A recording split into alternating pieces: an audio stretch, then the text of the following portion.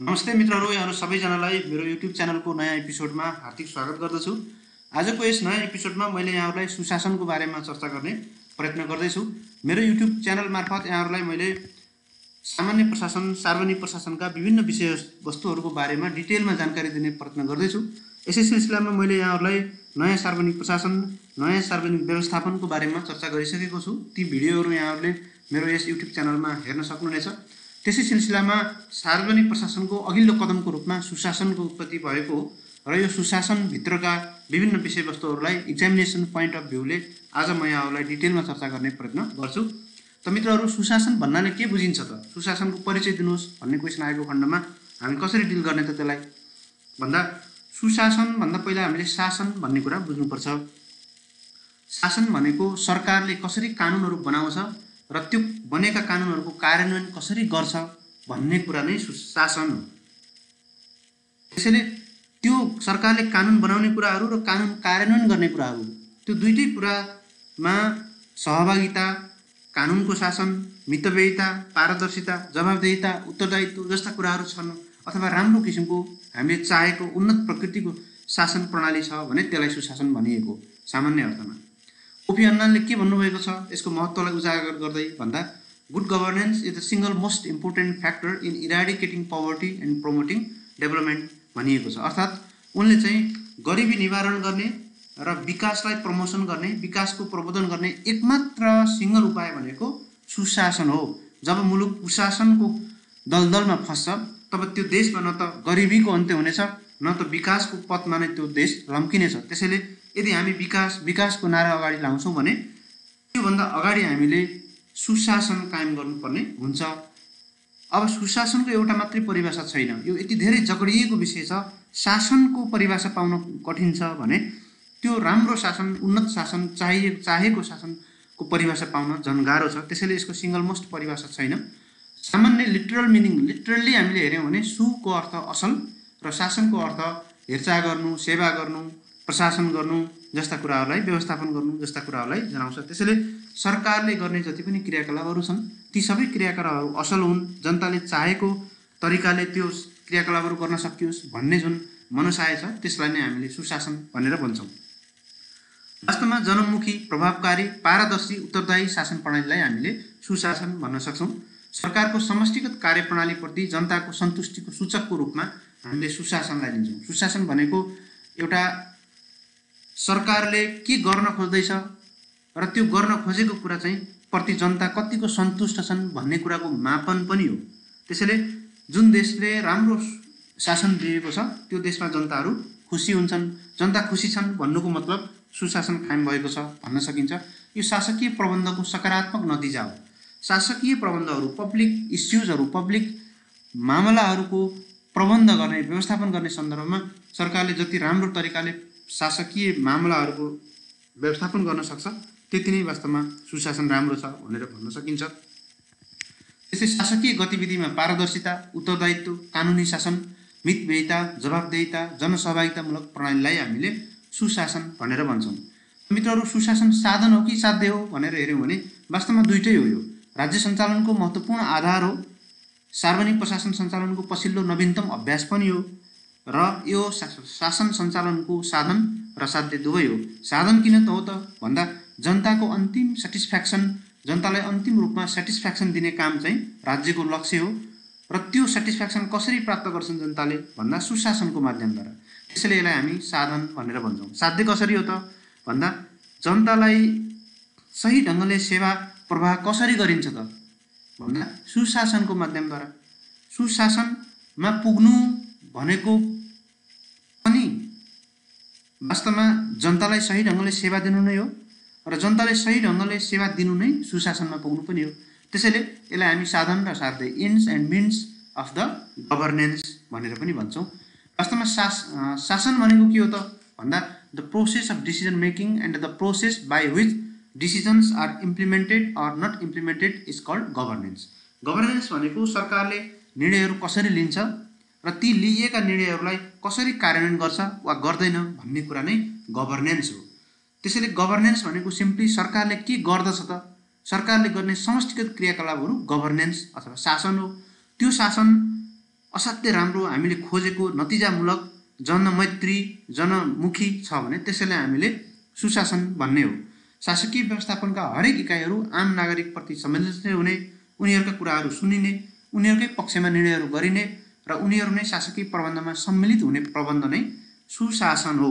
त्यसैले यो सकारात्मक सौहार्द विश्वासमा रहने शासन पद्धति पनि हो र यसलाई हामीले शासकीय क्रियाकलापको विधि, प्रक्रिया, परिणाम र प्रभावको रूपमा हेर्छौँ। त्यसैले सिम्पली यो भनेको सुशासन भनेको शासकीय क्रियाकलापको विधि, प्रक्रिया, परिणाम र प्रभावको समष्टिगत रूप हो, होलनेस हो र यो शासकीय सुधार हो। वास्तवमा it is not other than the reform in the public governance. यो शासकीय सुधारमा आउने, शासकीय प्रणालीमा आउने निरन्तरको सुधार हो। त्यसैले यो राज्यको गन्तव्य पनि हो, राज्यको माध्यम पनि हो, साधन पनि हो। मित्रहरू, अहिले त हामीले सुशासनको परिचय गर्यौँ।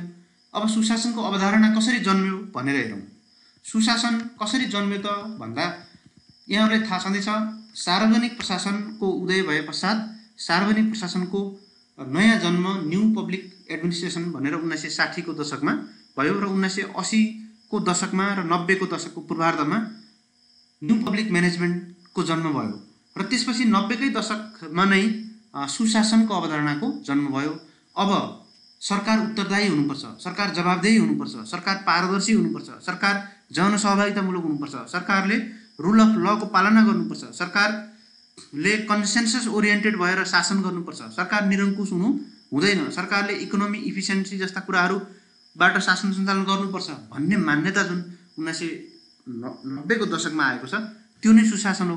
तर अब यसको सुशासन भन्ने जुन अवधारणा छ, यो अवधारणा चाहिँ दात्री निकायहरूले ल्याएको हामी पाउँछौँ। कसरी त भन्दा यो जुन इन्टरनेसनल डोनर एजेन्सीहरू छ, यिनीहरूले खास गरिकन अफ्रिका, सब सारा अफ्रिका र दक्षिण एसियाका विभिन्न मुलुकहरूमा विभिन्न ऋण तथा अनुदान दिएका थिए र त्यो उपयोगको विषयमा उनीहरूले विभिन्न खालको अध्ययन गरिराखेका थिए। उनीहरूले दिएको ऋण अनुदानहरू वर्ल्ड ब्याङ्क, IMF जस्ता संस्थाहरू र त्यस्तै अन्य अन्तर्राष्ट्रिय संस्थाहरूले जुन गरिब, अति कम विकसित, विकासोन्मुख देशहरूमा जुन लगानी गरेका थिए, त्यो लगानीको प्रतिफल खोज्ने क्रममा उनीहरूले धेरै किसिमको अध्ययन गरे र त्यो लगानीको औचित्य के हो त भन्ने कुरा उनीहरूले प्रस्ट्याउनै सकेनन्। किन भन्दा जति लगानी गरेका छन् त्यो सब बालुवामा पानी जस्तो भएको छ। यसको मतलब के हो भन्दा उनीहरूले गरेको लगानीको रिटर्न नआउने। जुन डेभलप कन्ट्रीहरूमा गरेको लगानीको रिटर्न आउँछ, तर यो सब सहारा अफ्रिका, दक्षिण एसिया र विशेष गरी अफ्रिकाका मुलुकहरूमा उनीहरूले जति लगानी गरेका थिए त्यो लगानीको प्रतिफल आउँदैन। त्यसो भए यो प्रतिफल नआउनेको कारण के हो भनेर उनीहरूले खोतल्दै जान थाले र 1980 को दशकमा अफ्रिकी मुलुकमा गरेको सहायताको विषयमा विश्लेषण गर्दा ती मुलुकको शासकीय प्रबन्ध जुन ओभरअल गभर्नेन्स सिस्टम छ नि, त्यो नै प्रभावकारी छैन।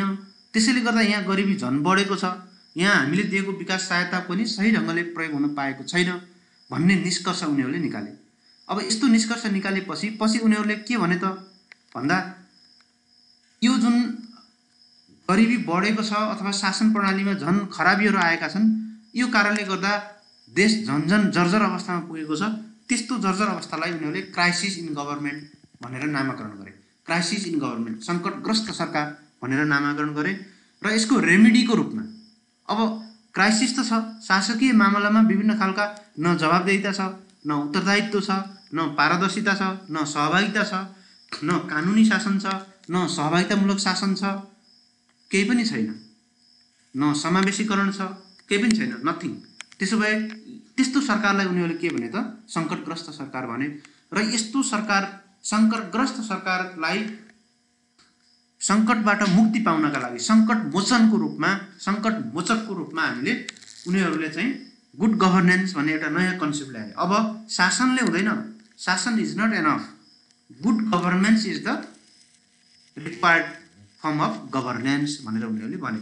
त्यसैले के रहेछ त मित्रहरू, सिम्पली भन्दा अन्तर्राष्ट्रिय दात्री निकायहरूले गरिब देशहरूमा लगानी गरेको रकमको प्रतिफल प्राप्त नहुँदा उनीहरूले त्यो त्यहाँ किन त्यस्तो भइराखेको छ, किन उनीहरूको लगानी बालुवामा पानी खने जस्तो भइराखेको छ भनेर उनीहरूले अध्ययन गर्न थाले। हेरे र यसरी हेर्ने क्रममा उनीहरूले चाहिँ सरकार सङ्कटग्रस्त रहेको कुरा पत्ता लगाए। किन सङ्कटग्रस्त रहेछ भनेर हेर्दै जाँदा उत्तरदायित्व पनि भएन, जवाबदेहित्व पनि भएन, पारदर्शिता पनि भएन, कानुनी शासन पनि भएन, समावेशीकरण पनि भएन, न्याय, सामाजिक न्यायहरू, इक्विटी, जस्टिस जस्ता कुराहरू पनि भएन हो।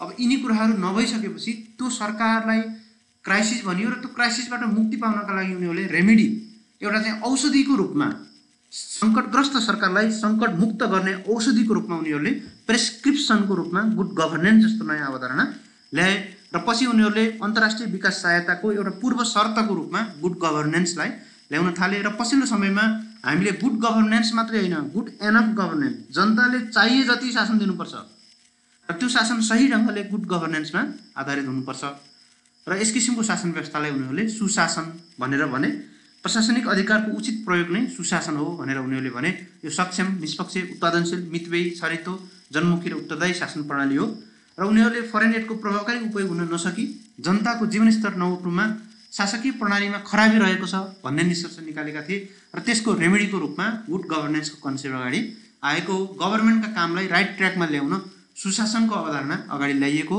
जुन चाहिँ 1990 को दशकमा आएको नयाँ सार्वजनिक व्यवस्थापनपछि सुशासनको अवधारणा सार्वजनिक प्रशासनमा अथवा शासकीय मामलामा जन्मेको हामीले पाउँछौँ। मित्रहरू, अब हामी सुशासनका आधारभूत तत्त्वहरू के छन् त, के कुरा भयो भने सुशासन हुन्छ त भन्दा मानवाधिकारको रक्षा हुनु पर्यो, ह्युमन राइट्स, कानुनी शासन, प्रभावकारी सहभागिता, बहुदलीय राजनीतिक प्रणाली, पारदर्शिता, उत्तरदायित्व, सक्षम र प्रभावकारी सार्वजनिक क्षेत्र, वैधानिक व्यवस्थाहरू हुनु पर्यो, कानुनसम्मत तरिकाले शासन सञ्चालन भएको हुनु पर्यो, सूचनामा सबैको पहुँच हुनु पर्यो, राजनीतिक सक्षमता बढ्नु पर्यो, समानता, समता, नतिजामुखी शासन जस्ता कुराहरू भयो भने सुशासन हुन्छ। तर अब ह्युमन राइट्स कमिसनले चाहिँ सुशासनलाई कसरी सुशासन हुनका लागि के कुराहरू चाहिन्छन् त भनेर भन्दा उसले चाहिँ विभिन्न खालका कुराहरू दिएको छ, जस्तो ट्रान्सपरेन्सी हुनुपर्छ, पारदर्शिता हुनुपर्छ, सरकारी क्रियाकलापहरूमा र समग्र सरकारको निर्णय प्रक्रियामा पारदर्शिता कायम हुनुपर्छ, रेस्पोन्सिबिलिटी, सरकारले गर्ने हरेक क्रियाकलापहरू उत्तरदायीपूर्ण हुनुपर्छ, जवाबदेहीपूर्ण हुनुपर्छ, संवेदनशील हुनुपर्छ। त्यस्तै अकाउन्टेबिलिटी, सरकारले गर्ने हरेक कामहरूको जवाब दिनुपर्छ, सम्बन्धित निकायमा जवाब दिनुपर्छ। पार्टिसिपेसन, जनताको सरकारका हरेक निर्णय प्रक्रियामा र हरेक क्रियाकलापमा सहभागिता सुनिश्चित हुनुपर्छ। रेस्पोन्सिभनेस, सरकारले जनताको राइट भोइस र चोइसलाई उचित तरिकाले रेस्पोन्स गर्नुपर्छ। अहिलेको हाम्रो गभर्मेन्ट इरेस्पोन्सिभ भएको छ, रेस्पोन्स सरकारले कुनै पनि प्रकारको रेस्पोन्स गर्दैन। बाढी पीडितमा रेस्पोन्स छैन, अपराधमा रेस्पोन्स छैन। हामी कहाँ बिजुलीको समस्या हेर्नुहोस् त, बिजुली कति काट्छ, तपाईँ हामी कति आजित भएका छौँ होइन, तर कुनै पनि किसिमको रेस्पोन्स छैन। यस्तो प्रकारको रेस्पोन्सिभनेस भएन भने त्यो चाहिँ त्यो गभर्मेन्ट सुशासनयुक्त गभर्मेन्ट होइन भनेर भनिएको छ। त्यस्तै सुशासनका आधारभूत तत्त्वहरू के छन् त भनेर हामीले हेऱ्यौँ भने सहभागितालाई, पार्टिसिपेसनलाई एकदम महत्त्वपूर्ण तत्त्वको रूपमा हेरिएको छ। रुल अफ ल, दक्षता र प्रभावकारिता, इकोनोमी एन्ड इफेक्टिभनेस, समावेशीकरण, जिम्मेवारीपना, पारदर्शिता, उत्तरदायित्व र सहमतीय प्रणाली। शासन सञ्चालनका हरेक क्रियाकलापहरू एकलौटी गर्ने होइन, सहमतिमा जानुपर्छ भन्ने कुरा चाहिँ यसको आधारभूत तत्त्व हो। मित्रहरू, अब सुशासन र सरकार के हो? यो फरक हो कि एउटै हो? सुशासन र सरकार बिल्कुल फरक कुरा हो। किन फरक हो? सरकार भनेको एउटा पात्र मात्रै हो। आधुनिक राज्य सञ्चालनको लागि सरकार एउटा पात्र मात्रै हो। यद्यपि त्यो महत्त्वपूर्ण पात्र चाहिँ हो, तर सम्पूर्ण पात्र सरकार नै होइन र सरकारले गर्ने क्रियाकलापहरू मात्रै पनि सुशासन अथवा शासन होइन। सरकारले आफू केन्द्रबिन्दुमा रहेर विभिन्न निकायहरूसँग नेटवर्क कायम गर्छ, डिसिजनहरू लिन्छ र सरोकारहरूसँग आबद्ध भएर विभिन्न जनताहरूलाई सेवा प्रदान गर्छ। हो, त्यसलाई हामीले शासन भनेर भन्छौँ।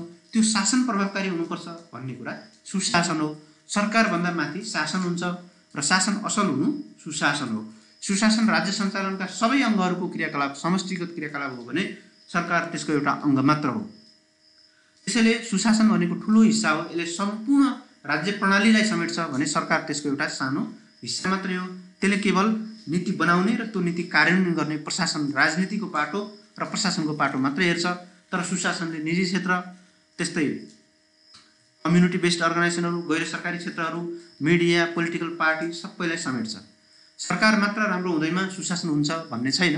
किन भन्दा राम्रो सरकार सुशासनको लागि पूर्व शर्त त हो, तर सरकारभन्दा बाहिरका अरू तत्त्वहरू पनि उत्तिकै राम्रो हुनुपर्छ। निजी क्षेत्र राम्रो छैन भने सरकार जतिसुकै राम्रो भए पनि त्यो सुशासनयुक्त देश बन्न सक्दैन। तपाईँले चाहेको ठाउँमा सार्वजनिक यातायात राम्रो छैन, निजी क्षेत्रको स्वास्थ्य चौकी राम्रो छैन, निजी क्षेत्रको स्कुल राम्रो छैन, निजी क्षेत्रले दिने खानेपानी सुविधा राम्रो छैन, बिजुली राम्रो छैन, इन्टरनेट राम्रो छैन भने, सरकार मात्रै राम्रो छ भने, सरकारले नागरिकता टाइममै दिन्छ भने के त्यो देश सुशासनयुक्त हुन्छ? अवश्य पनि हुँदैन। त्यसैले सुशासन भनेको सरकार मात्रै होइन, सरकार सुशासनभित्रको एउटा पाटो मात्रै हो। शासकीय प्रबन्धका थुप्रै पात्रहरूमध्ये सरकार एउटा पात्र मात्रै हो। सुशासन शासन प्रणालीको नतिजामुखी कार्यशैली हो। त्यसैले सरकार भन्दा सुशासन माथिल्लो कुरा हो। मित्रहरू, सुशासनका पात्रहरू के हुन् भनेर हामीले हेऱ्यौँ भने जस्तो सरकार एउटा पात्र हो नै, निजी क्षेत्र, त्यस्तै प्रविधि, नागरिक समाज, मिडिया, राजनीतिक दल, दात्री निकाय, अन्तर्राष्ट्रिय समुदायहरू, बहुराष्ट्रिय कम्पनीहरू, प्रोफेसनलहरू, आम नागरिकहरू, यी सबैलाई हामीले के भन्न सक्छौँ त? यिनीहरूलाई सुशासनका पात्रहरू भनेर भन्छौँ। आम नागरिक पनि वास्तवमा के हो त? सुशासनको एउटा पात्र हो, आम नागरिक। त्यस्तै अब संयुक्त राष्ट्र सङ्घले सुशासनलाई के मान्दछ त भन्दा, सुशासन एउटा लोकतान्त्रिक सरकारको रूपमा रहेको छ। सुशासन भनेको लोकतान्त्रिक सरकार हो। लोकतान्त्रिक सरकार नभइकन त्यहाँनिर सुशासन हुन सम्भव छैन। त्यस्तै सुशासन सार्वजनिक सेवा प्रवाहको रूपमा, हामीले जुन सेवा प्रवाह पढ्छौँ त्यो सेवा प्रवाह भनेको के हो त? सुशासन नै हो। सुशासन कानुनी शासनको रूपमा हेरिन्छ। सुशासन भन्ने बित्तिकै हामी भ्रष्टाचार विरुद्धको शासनको रूपमा हेर्छौँ र सुशासन भन्ने बित्तिकै हामी मानव अधिकार तथा विकास अधिकारको रूपमा हेर्छौँ। त्यसैले सुशासन भनेको एउटा पाटो मात्रै होइन, यो सरकारको राम्रो लोकतान्त्रिक चरण पनि हो, लोकतान्त्रिक प्रक्रिया पनि हो, सेवा प्रवाह पनि हो, कानुनी शासन हो, भ्रष्टाचार विरुद्धको शासन पनि हो, मानवाधिकारयुक्त शासन पनि हो। मित्रहरू, अब नेपालको सन्दर्भमा सुशासनको अवस्था के छ त भनेर हेऱ्यौँ भने, नेपालको संविधान 2072 जुन छ, यो सुशासनको एउटा दस्तावेजको रूपमा तपाईँ यसलाई हेर्न सक्नुहुन्छ। अब भन्नुहोला तपाईँ, नेपालको संविधानलाई सुशासनको एउटा महत्त्वपूर्ण दस्तावेजको रूपमा किन लिन्छ, उल्लेख गर्नुहोस् भन्ने क्वेसन पनि कहिलेकाहीँ आउन सक्छ। त्यसैले सुशासनको लागि नै हामीले संविधान बनाएको हो। लोकतान्त्रिक प्रणालीबाट, लोकतान्त्रिक परिपाटीबाट संविधान सभाले यो संविधान बनाएको हो। यो संविधानको जारी गरिएको जुन विधि तौर तरिका र प्रणाली छ त्यो पनि लोकतान्त्रिक विधि तौर तरिका र प्रणालीबाट नै हो। र यो संविधानको कन्टेन्ट जुन छ त्यो कन्टेन्टभित्र पनि सुशासनका लागि विभिन्न विषयवस्तुहरूलाई यसमा समेटिएको छ। यसभित्र संविधानको प्रस्तावनामा पनि तपाईँले हेर्नुभयो भने सुशासनका सम्पूर्ण अवयवहरूको नाम त्यहाँनिर उल्लेख भएको छ। सहभागिता, कानुनी शासन, सामाजिक न्याय, लोकतान्त्रिकरण, सहमति आधारित शासन प्रणाली, सङ्घीय लोकतान्त्रिक शासन प्रणाली, विकेन्द्रित शासन प्रणाली, सबै किसिमका अन्याय अत्याचारहरूको अन्त्य भएको आधुनिक शासन प्रणाली, यी विभिन्न कुराहरू के हुन् त जुन हाम्रो संविधानको प्रस्तावनामा उल्लेख भएका छन्। यी सबै कुराहरू सुशासनका अङ्गहरू हुन् मित्र। त्यसैले यहाँहरूले भन्न सक्नुहुन्छ सुशासनको लागि नेपालको संविधान एउटा दस्तावेजको रूपमा रहेको छ। त्यति मात्रै होइन मित्र, यहाँहरूले संविधानको भाग 3 मौलिक हकका कुराहरू हेर्न सक्नुहुन्छ। त्यस्तै भाग 4 का राज्यका निर्देशक सिद्धान्त र नीतिहरूको कुरा हेर्नुहुन्छ र त्यस्तै यो संविधानमा उल्लेख भएका अन्य विभिन्न संस्थागत कुराहरू हेर्न सक्नुहुन्छ। जस्तो स्वतन्त्र एवं सक्षम न्याय प्रणाली, त्यस्तै राष्ट्रिय सुरक्षाका व्यवस्थाहरू, नागरिकता सम्बन्धी व्यवस्थाहरू, त्यस्तै यहाँहरूले राष्ट्रिय सुरक्षा परिषद, त्यस्तै यहाँहरूले हेर्न सक्नुहुन्छ विभिन्न किसिमका संवैधानिक आयोगहरू जस्तो भाषा आयोग, जाति जनजाति आयोग, त्यस्तै यहाँहरूले महिला आयोग, मधेसी आयोग, मुस्लिम आयोग, त्यस्तै यहाँहरूले दलित आयोग हेर्न सक्नुहुन्छ र त्यस्तै राष्ट्रिय मानवाधिकार आयोग, अख्तियार दुरुपयोग अनुसन्धान आयोग जस्ता आयोगहरू हेर्नुहुन्छ। यी सबै कुराहरूलाई हेर्दा मुलुक नेपालको लागि संविधान एउटा के हो त? सुशासनको दस्तावेज हो भनेर हामीले भन्न सक्छौँ दाबीका साथमा। नेपालले मानवाधिकारको अन्तर्राष्ट्रिय महासन्धि अभिसन्धिहरूमा विभिन्न खालको हस्ताक्षर गरिसकेको छ। नेपाल संयुक्त राष्ट्रको मानवाधिकारसँग सम्बन्धित जुन अन्तर्राष्ट्रिय घोषणापत्र छ UDHR, United Nations declaration on human rights, त्यसको पक्ष राष्ट्र पनि हो। मित्रहरू, त्यति मात्रै होइन, नागरिक तथा राजनीतिक अधिकारसँग सम्बन्धित र सामाजिक, आर्थिक र राजनीतिक अधिकारहरूसँग, सांस्कृतिक अधिकारहरूसँग सम्बन्धित विभिन्न सन्धि अभिसन्धिहरूको नेपाल पक्ष राष्ट्र भएको छ। मानवाधिकार आयोगको नेपालमा संवैधानिक रूपमा स्थापना भइसकेको छ। भ्रष्टाचार विरुद्धको अन्तर्राष्ट्रिय सन्धिहरू नेपालले पारित गरेको छ। भ्रष्टाचार निवारण ऐन पनि कार्यान्वयनमा आएको छ। त्यस्तै अख्तियार दुरुपयोग अनुसन्धान आयोगको स्थापना भएको छ। त्यस्तै मैले भनेअनुसार संविधानमा यहाँहरूले हेर्नुभयो भने अन्य विभिन्न आयोगहरू पनि छ हैन, अन्य विभिन्न आयोगहरू छ। त्यो सबै आयोगको काम मूलभूत रूपमा के हो त भन्दा नेपाललाई सुशासनयुक्त मुलुक बनाउने कुरा हो। र त्यति मात्रै होइन मित्र, संसदीय समितिहरू पनि छन्। संसदीय समिति, सुशासन समिति नै छ संसदमा। ती समितिहरूले के गर्छन् त सुशासन कायम गर्नका लागि सरकारका क्रियाकलापहरूलाई निगरानी गर्ने, नियन्त्रण गर्ने र निर्देशन दिने कामहरू गर्दछन्। त्यस्तै सूचनाको हक सम्बन्धी ऐन 2063 छ र यसको नियमावली पनि छ। सूचनाको हकको हामीले पूर्ण रूपमा कार्यान्वयन गरेका छौँ र राष्ट्रिय सूचना आयोग पनि छ हामीसँग। मित्रहरू, एकदमै हामीले छलाङ मारेका छौँ यो सूचना आयोगको सन्दर्भमा। त्यसैले यो सूचना आयोग पनि छ। सुशासन सञ्चालन तथा व्यवस्थापन ऐन छ। यो ऐनले समष्टिगत रूपमा सुशासन कसरी कायम गर्ने भन्ने बारेमा सरकारका सारा शासकीय क्रियाकलापहरूलाई मार्गनिर्देशन प्रदान गर्दछ। यहाँहरूले सुशासन सञ्चालन तथा व्यवस्थापन ऐन 2063 र यसको नियमावली 2064 हेर्न सक्नुहुनेछ। शासकीय सुधार कार्यक्रमहरू चालु छन्। त्रिवर्षीय योजनाहरू छ हामीसँग। अहिले त हाम्रो पञ्चवर्षीय योजना भइसकेको छ। 15औं योजनामा हामीले सुशासन सम्बन्धमा विभिन्न नीतिहरू अख्तियार गरेका छौँ। सञ्चार जगतलाई राज्यको चौथो अङ्गको रूपमा हामीले स्वीकार गरेका छौँ। सार्वजनिक निकाय, नागरिक समाज, निजी क्षेत्र, अदालत लगायतका क्रियाकलापहरू सार्वजनिक हुने गरेको छ। सार्वजनिक सुनवाई हामीले गर्छौँ। सेवाग्राही बडापत्रको व्यवस्था गरेका छौँ। सार्वजनिक खर्चको वित्तीय उत्तरदायित्व पेफा कार्यक्रमहरू सञ्चालनमा ल्याएका छौँ। त्यस्तै नागरिकको सहभागिताको सुनिश्चितता गरिएको छ। नागरिकको सहभागिता विभिन्न निकायहरूमा नागरिकको सहभागिता जस्तो हामीले उपभोक्ता समितिहरू गठन गरेका छौँ। सार्वजनिक सुनवाईहरू हामी गर्छौँ। सार्वजनिक सुनवाई, हेलो सरकार जस्ता कुराहरू, धेरै कुराहरू हामीले ल्याएका छौँ। सम्पूर्ण कुराहरू यहाँ लेख्न सम्भव भएको छैन। यहाँहरूले मूलभूत रूपमा यिनै कुराहरूलाई हामीले गरेको व्यवस्थामा देख्न सक्नुहुन्छ। मित्रहरू, सुशासनका 8 आयामहरू के हुन् भन्ने क्वेसन कहिलेकाहीँ बन्न सक्छ। सुशासन भनेको के हो भन्ने कुरा पनि यसैबाट तपाईँहरूले हेर्न सक्नुहुन्छ। सुशासनका मूलभूत आयामहरू के हुन् भन्यो भने अघि हामीले भनेको जस्तो विभिन्न 8वटा आयाम पनि भन्न सक्नुहुन्छ। यसलाई अर्को एङ्गलले यसरी पनि हेर्न सक्नुहुन्छ। राजनीतिक आयाम, राजनीतिक रूपमा सुशासन कायम छ भन्ने कुराको ग्यारेन्टी कसरी गर्न सकिन्छ त भन्दा लोकतान्त्रिक शासन पद्धति, बहुदलीय व्यवस्था, कानुनको शासन, मानव अधिकार, पूर्ण वाक स्वतन्त्रता जस्ता कुराहरू भयो भने आवधिक निर्वाचन पनि हुनुपर्छ। यो कुराहरू भयो भने त्यसलाई हामी राजनीतिक रूपमा सुशासन कायम छ भन्न सक्छौँ। आर्थिक आयाममा जस्तो रोजगारी, आर्थिक वृद्धि, आर्थिक विकास, असमानताको अन्त्य, आर्थिक लोकतन्त्रको उपयोग जस्ता कुराहरू भयो भने हामी त्यसलाई आर्थिक सुशासन भनेर भन्छौँ। सामाजिक रूपमा हेऱ्यौँ भने असल संस्कार, भ्रष्टाचारको अन्त्य, सामाजिक आर्थिक असमानताहरूको अन्त्य, बहुलवादी समाज, विभेद रहित समाज जस्ता कुराहरूलाई हामीले सुशासनको सामाजिक आयामको रूपमा अगाडि बढाउँछौँ। त्यस्तै नैतिक आयाम यहाँहरूले हेर्नुभयो भने नैतिक मूल्य र मान्यतायुक्त समाज, धार्मिक सहिष्णुतायुक्त समाज जस्ता कुराहरू हामीले हेर्छौँ। मित्रहरू, अब सुशासनका अवरोधहरू, सुशासन कायम गर्ने सन्दर्भमा कस्ता खालका अवरोधहरू आउने गरेका छन् भनेर हामीले हेऱ्यौँ भने पहिलो त संस्थागत अवरोध हो। संस्थाले नै छेकबार गर्छ सुशासन ल्याउनका लागि। के कस्ता कुराहरू संस्थाले छेकबार गर्छ त भन्दा संस्थाहरू हाम्रा धेरैजसो केन्द्रीकृत छन्। हेर्नुहोस्, अहिले 753वटा हाम्रा पालिकाहरू छन्, 7वटा सरकार छन् र एउटा सङ्घीय सरकार छ। 761वटा सरकारहरू छन्।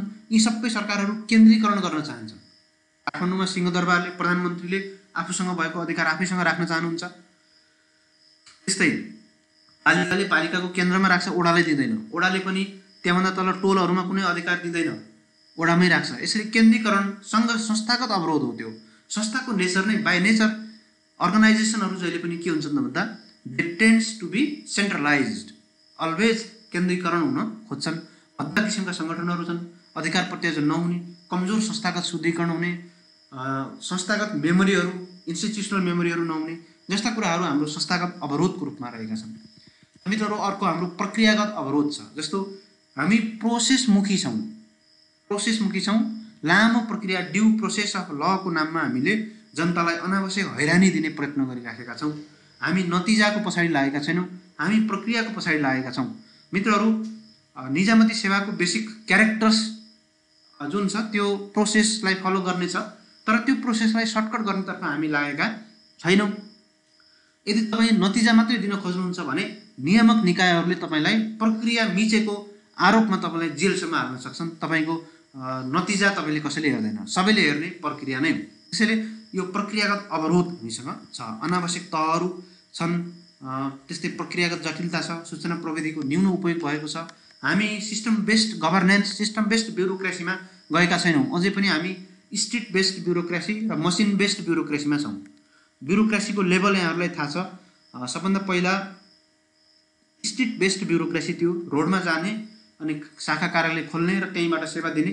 त्यसपछि मसिन बेस्ड ब्युरोक्रेसी भयो, जसमा चाहिँ कार्यालयमा एउटा कम्प्युटर राखेर सेवाग्राही झ्यालमा लाइन लागेर त्यो मसिनबाट सेवा दिने। र अहिले पछिल्लो समयमा सिस्टम बेस्ड ब्युरोक्रेसीको हामी कुरा गर्छौँ, जुन चाहिँ घरमै बसी सिस्टमबाट, नेटवर्कबाट, भर्चुअल अर्गनाइजेसनको माध्यमद्वारा हामीले सेवा प्रदान गर्न सक्नुपर्छ। त्यो हामीले गर्न सकेका छैनौँ। त्यो पनि एउटा सूचना प्रविधिको प्रयोग न्यून हुनु आफैमा एउटा सुशासनको लागि अवरोधक हो। त्यति मात्र होइन मित्रहरू, नेपाल जस्ता देशहरूमा भ्रष्टाचार र अनियमितता जस्ता कुराहरू व्यापक मात्रामा बढिरहेको छ। यसो भएको कारणले गर्दा यो संस्था यो प्रक्रियागत अवरोधको रूपमा रहेको छ। त्यति मात्र होइन मित्रहरू, राजनीतिक रूपमा पनि भ्रष्टाचार सुशासनको लागि अवरोधहरू कायम भएको छ। जस्तो समयमै निर्वाचन हुन सक्दैन, राजनैतिक अस्थिरता र अन्यल कायमै हुन्छ, दलगत स्वार्थ हावी भएको छ, प्रशासन यन्त्रमा राजनीतिकरण भएको छ, सेवा प्रवाहमा राजनीतिक अवरोध छ, राजनीतिको अपराधीकरण भएको छ। मित्रहरू, मूलभूत रूपमा राजनीतिको अपराधीकरण, अपराधको राजनीतिकरण। फेरि के भएको छ त? सबभन्दा खतरनाक कुरा चाहिँ अपराधको राजनीतिकरण, अपराधको राजनीतिकरण पनि भएको छ। मित्रहरू, यसरी हाम्रो राजनीतिक रूपमा पनि हामीले धेरै समस्याहरू, धेरै अवरोधहरू खेपेका छौँ। त्यस्तै प्रशासनिक अवरोधहरू छ, कर्मचारी तन्त्रीय दुर्बलताहरू छ, कर्मचारी तन्त्रका के कस्ता कमी कमजोरीहरू छ। कर्मचारी तन्त्र bureaucracy is designed by genius and it is run by idiot भनेर भनिएको छ। त्यसैले कर्मचारी तन्त्र आफैमा एउटा दुर्बलतायुक्त संस्थागत एउटा प्रणालीको रूपमा विकसित भएको छ। के कस्ता दुर्बलताहरू छन्, यहाँले ब्युरोक्रेसीको मेरो भिडियो यसै युट्युब च्यानलमा लोड भएको छ, हेर्न सक्नुहुनेछ। ढिलासुस्ती, नातावाद, कृपावाद, रेड टेपिजमका कुराहरू छन्, भ्रष्टाचार, परिवारवादका कुराहरू छन्, होइन, प्रक्रियामुखीका कुराहरू छन्। यो सबै कुराहरूले गर्दा नेपालमा प्रशासनिक अवरोध पनि रहेको छ सुशासन कायम गर्ने सन्दर्भमा। तर अब हामीले सुशासन प्रवर्धन गर्नका लागि विभिन्न खालका निकायहरू पनि गठन गरेका छौँ। त्यसो भए सुशासनको अवरोधहरू हुँदाहुँदै पनि त्यो सुशासन कायम गर्नका लागि के कस्ता निकायहरू छन् त भनेर हेऱ्यौँ भने संसद र संसदीय समितिहरू छन्, अख्तियार दुरुपयोग अनुसन्धान आयोग छ, महालेखा परीक्षक छ, अन्य संवैधानिक अङ्गहरू छन्, त्यस्तै मन्त्री परिषद छ, राष्ट्रिय सतर्कता केन्द्र छ, नागरिक समाज, राजनीतिक दल, मिडिया, दात्री निकाय, कर्मचारी तन्त्र, आम नागरिक र सेवाग्राहीहरू। यो सबैले कुनै न कुनै रूपमा हाम्रो सुशासन कायम गर्नमा महत्त्वपूर्ण भूमिका खेल्छन्। मित्रहरू, अब सुशासन कायम गर्नका लागि के कस्ता उपायहरू अवलम्बन गर्नुपर्छ त भन्ने क्वेसन आयो भने सेवाको विकेन्द्रीकरण गर्नु पर्यो, प्रशासन यन्त्रलाई सुदृढीकरण बनाउनु पर्यो, प्रशासन यन्त्रको समष्टिगत संस्थागत क्षमतालाई बढावा दिनु पर्यो, शासकीय सुधारका कार्यक्रमहरू बढाउने, प्रशासनिक तटस्थता र प्रतिबद्धतालाई बढाउनु पर्यो, स्वतन्त्र एवं सक्षम न्याय प्रणालीकालाई प्रवर्धन गर्ने, न्यायमा सबैको पहुँच गराउने, मानव अधिकारको संरक्षण गर्ने, भ्रष्टाचार र अनियमितताको शून्य सहनशीलता कायम गर्ने, नतिजामुखी प्रशासन संयन्त्र चलाउने, नागरिकको खबरदारी गर्ने, मिडियाको प्रभावकारी भूमिकालाई बढावा दिने, जनादेशको पालना गर्ने, वैध एवं वैधानिक सरकारलाई प्रवर्धन गर्ने, जनसहभागिता बढाउने, पारदर्शिता कायम गर्ने, ऐन नियमको पालना बढाउने, शासकीय कानुनहरूको पालना प्रभावकारी ढङ्गले गर्ने र अधिकारमुखी विकासको अवधारणा कायम गर्ने। यी विभिन्न टपिक्सहरू छन् जसको बारेमा अलग्गै चर्चा गर्न आवश्यक हुन्छ, तर मैले यहाँलाई सर्टकटमा भनिराखेको छु। मित्रहरू, अब अर्को सुशासनका गुणहरू, अवयवहरू, विशेषताहरू भन्न सक्छ कहिलेकाहीँ। त्यो के हुन् त भन्दा पारदर्शिता, सरकारमा अथवा शासकीय प्रणालीमा पारदर्शिता, उत्तरदायित्व, जवाबदेहिता, कानुनी शासन, जनसहभागिता, समावेशिता, न्यायपूर्ण समाज, सामाजिक न्याय, सहभागितामूलक निर्णय प्रक्रिया, मितव्ययी, प्रभावकारी र कार्यदक्षतापूर्ण सरकारी क्रियाकलाप। यो 8वटा कुराहरूलाई हामीले सुशासनका गुणहरू, अवयवहरू र विशेषताहरू भन्छौँ। मित्रहरू, पारदर्शिता भनेको सरकारका जति पनि क्रियाकलापहरू छन् त्यो जनताले हेर्न पाउने, देख्न पाउने, सुन्न पाउने र अनुभव गर्न पाउने, त्यो पारदर्शिता हो। गोप्य कोठाभित्र षड्यन्त्रका तानाबानाहरू नबुनिनु नै वास्तवमा पारदर्शिता हो। त्यस्तै अर्को उत्तरदायित्व। उत्तरदायित्व भनेको अन्तिम रूपमा जिम्मेवार हुने पदाधिकारीले आफूले स्रोत साधनको खर्च गरेको र कुनै काम गरेको सन्दर्भमा उत्तर दिने कामलाई हामीले उत्तरदायित्व, एकाउन्टेबिलिटी भनेर भन्छौँ। त्यस्तै जवाबदेहिता भनेको उत्तरदायित्व र जवाबदेहिता उस्तै हो, तर फरक के छ भन्दा जसले कामको जिम्मा लिएको हुन्छ र जोसँग अधिकार हुँदैन त्यसले चाहिँ अधिकार हुने व्यक्तिलाई आफूले गरेको कामको जवाब दिनुपर्छ, त्यसलाई रेस्पोन्सिबिलिटी भनेर भनिन्छ। जस्तो इट्स माई रेस्पोन्सिबिलिटी भन्यो भने मैले पाएको काम स्रोत साधन अधिकारको मैले प्रयोग गरेको कुरा मैले चाहिँ सम्बन्धित निकायले भन्नुपर्छ। र एकाउन्टेबिलिटी भनेको माथिल्लो निकायमा जोसँग अन्तिम अधिकार हुन्छ उसैसँग उत्तरदायित्व हुन्छ। कानुनी शासन everything should be in accordance with law, सबै कुरा कानुन बमोजिम हुनुपर्छ। निरङ्कुशता विरुद्धको कुरालाई हामीले कानुनी शासन भनेर भन्छौँ। जनसहभागिता, त्यस्तै समावेशिता, न्यायपूर्ण समाज र सामाजिक न्याय, सहभागितामूलक निर्णय प्रक्रिया र मितव्ययी कार्यदक्षता र प्रभावकारितापूर्ण क्रियाकलाप। यो 8वटा क्रियाकलापहरू ओल्ड ब्याङ्कले दिएको सुशासनको तत्त्वहरू, सुशासनका आयामहरू, सुशासनका अवयवहरू, सुशासनका खम्बाहरू, तपाईँ जेसुकै भन्नुहोस् यही कुराहरू छ। यसलाई इक्जामको लागि यहाँहरूले महत्त्वपूर्ण ढङ्गले पढ्नु होला, हेर्नु होला, अध्ययन गर्नु होला। Accountability, transparency, responsiveness, equitable and inclusive, effective and efficiency, rule of law, participatory र कन्सेन्सस ओरिएन्टेड गभर्नेन्स सिस्टम। यो 8वटा कुरालाई हामीले ओल्ड ब्याङ्कले दिएको सुशासनका पिल्लरहरू, इन्ग्रिडियन्ट्सहरू, अवयवहरू, गुणहरू, विशेषताहरू भनेर भन्न सक्छौँ। नेपाल सरकारले सुशासनका लागि के कस्ता नीतिहरू अवलम्बन गरेको छ भन्दा सार्वजनिक खर्चमा मितव्ययिता काम गर्ने सम्बन्धमा निर्देशिका कार्यान्वयनमा ल्याइएको छ। प्रदेशका मुख्यमन्त्रीहरूसँग प्रत्यक्ष संवाद र राष्ट्रिय गौरवका आयोजनाको सघन अनुगमन गर्नका लागि प्रधानमन्त्री कार्यालयमा एक्सन रुमको व्यवस्था गरिएको छ। शासकीय स्वच्छता अभियान सञ्चालन गरिएको छ। म भ्रष्टाचार गर्दिन र गर्न दिन्न भन्ने मूल नाराका साथमा शासकीय स्वच्छता अभियान सञ्चालन भएको छ। हेलो सरकार इमेल, फेसबुक, ट्विटर मार्फत गुनासो दिन सकिने व्यवस्थाहरू गरिएको छ। प्रधानमन्त्री कार्यालयमा अनलाइन अनुगमन सफ्टवेयर लागू भएको छ। नीति अनुसन्धान प्रतिष्ठान गठन भएको छ जसले चाहिँ नेपाल सरकारका नीतिहरू जनसहभागितामूलक ढङ्गले गठन गर्ने, सञ्चालन गर्ने, तिनको कार्यान्वयन गर्ने कुराको अध्ययन अनुसन्धान गर्छ। सरकारी सेवामा अनलाइन प्रणाली लागू गरिएको छ। ई गभर्नेन्स सिस्टम लागू भएको छ। विद्युतीय प्रणालीबाट सामाजिक भत्ता वितरण प्रणाली हामीले लागू गरेका छौँ। संसदीय समितिहरूले सरकारका क्रियाकलापहरूको अनुगमन गर्ने गरेको छ। त्यस्तै नागरिक सुनवाई, सार्वजनिक लेखा परीक्षण, जनसहभागिता जस्ता विषयहरू हामीले लागू गरेका छौँ। यो सुशासनको सन्दर्भमा हामीले अवलम्बन गरेका मूलभूत नीतिहरू हो। मित्रहरू, स्थानीय तह र प्रदेश सरकारहरूले सुशासन प्रवर्धन गर्नका लागि अवलम्बन गर्नुपर्ने उपायहरू के हुन् त भनेर हामीले हेऱ्यौँ भने स्थानीय तह र प्रदेशको क्वेसन चाहिँ महत्त्वपूर्ण छ। यो आउन सक्छ इक्जाममा। उनीहरूले शासकीय कानुनको पालना गर्नु पर्यो। शासकीय कानुन भनेको सङ्घीय सरकारले बनाएको शासन सञ्चालनसँग सम्बन्धित, सुशासन कायम गर्नसँग सम्बन्धित भ्रष्टाचार निवारण ऐन, लेखा परीक्षण ऐन, त्यस्तै सूचनाको हक सम्बन्धी ऐन, त्यस्तै सुशासन सञ्चालन तथा व्यवस्थापन ऐन जस्ता कुराहरू, सार्वजनिक खरिद ऐन जस्ता कुराहरूलाई सही ढङ्गले पालना गर्नु पर्यो। समन्वयात्मक ढङ्गबाट शासन गर्नु पर्यो। एकलौटी ढङ्गले अगाडि बढ्ने होइन। यो हाम्रो संहिता भनेको समन्वयमा आधारित संहिता हो। एकले अर्कालाई सहयोग गर्नुपर्छ। कोअपरेसन, कोएक्जिस्टेन्स र कोअर्डिनेसन 3C को संहिता हो। जनसहभागितालाई सुनिश्चित गर्नु पर्यो। आचरण र अनुशासनको पक्षमा आमूल सुधार गर्नु पर्यो। सरकारी क्रियाकलापमा निर्णय प्रक्रियामा शीघ्रता ल्याउनु पर्यो। पारदर्शिता, उत्तरदायिता वहन गर्नु पर्यो। त्यस्तै वित्तीय पक्षमा अनुशासनमा कडा नियमहरू बनाई तिनको पालना गर्नु पर्यो। प्रशासकीय तटस्थता तथा प्रतिबद्धता कायम गर्ने, सुशासनको अवलम्बन प्रभावकारी ढङ्गबाट गराउने, भ्रष्टाचारमा शून्य सहनशीलता कायम गर्ने, सेवा प्रवाहमा आधुनिक प्रविधिको प्रयोग गर्ने, सेवा प्रवाहलाई प्रभावकारी बनाउने, निर्णय प्रक्रियालाई सरलीकरण गर्ने, सहमतिका आयोजनाहरू निर्माण तथा सञ्चालन गर्नमा समन्वय गर्ने र जनताका आवश्यकताहरूको उचित तरिकाले सम्बोधन गर्ने। यी क्रियाकलापहरू गरेको खण्डमा मित्रहरू स्थानीय तह र प्रदेश सरकारहरूले पनि सुशासन कायम गर्न सक्छ। त्यस्तै अब स्थानीय र प्रदेशमा सुशासनका लागि के कस्ता कानुनी व्यवस्थाहरू छन् त भनेर हामीले हेऱ्यौँ भने नेपालको संविधान सङ्घ, प्रदेश र स्थानीय तह तिनटैको लागि सुशासनको दस्तावेज हो। स्थानीय सरकार सञ्चालन ऐन 2074 छ। भ्रष्टाचार निवारण ऐन 2059 छ। लेखा परीक्षण ऐन 2075 छ। सुशासन ऐन 2063 छ।